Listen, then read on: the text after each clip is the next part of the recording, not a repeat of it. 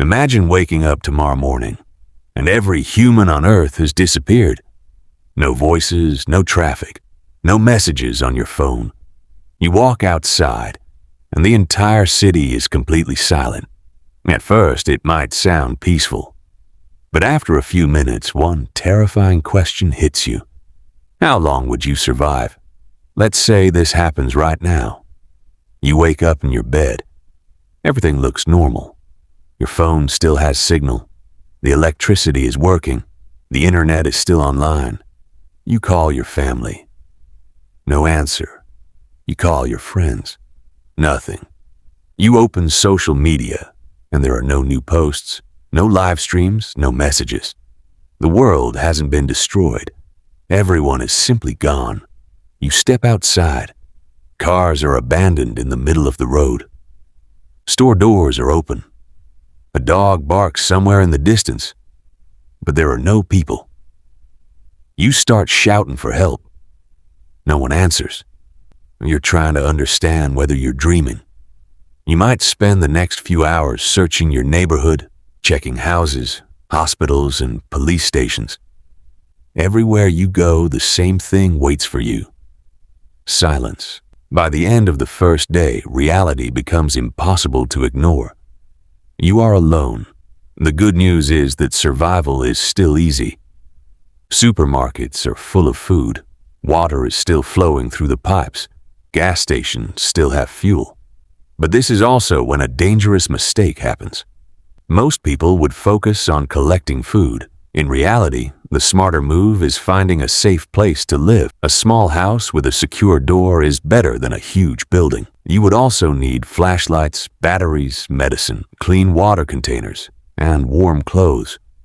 Because once the power grid fails, nights will become very different. For a few days, electricity would continue working automatically. But power plants need workers. Within a week, large parts of the electrical grid would begin shutting down. Streetlights would go dark. Cell towers would stop working. The internet would disappear. And for the first time, the world would become truly empty. Without electricity, refrigerators stop cooling.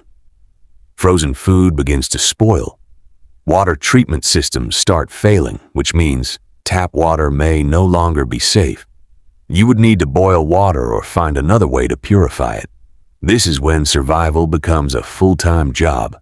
After a month, cities become dangerous, not because of other humans, because of nature. Without maintenance, fires can spread unchecked. Flood control systems stop operating.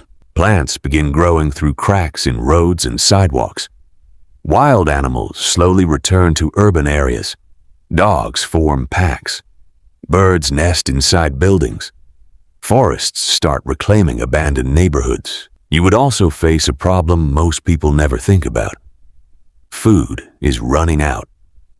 Canned food could last for years, but fresh food would be gone. You would need to learn how to grow crops, collect rainwater, and store supplies for the future. At this point, you're no longer surviving a disaster.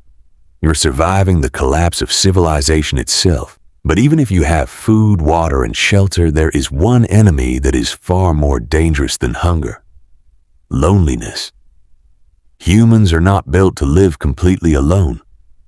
After weeks without hearing another voice, your mind would start reacting in strange ways. You might talk to yourself. You might leave the radio on, even though no one is broadcasting. You might imagine footsteps in the next room. And eventually the silence becomes heavy. Think about it. No birthdays, no conversations, no laughter. No one would know if you were alive. For many people, this would be harder than finding food. If you somehow survived for an entire year, the world would look completely different. Grass would cover parking lots. Vines would climb buildings. Many roads would become unusable. Most cities would be dark at night, lit only by the moon and stars.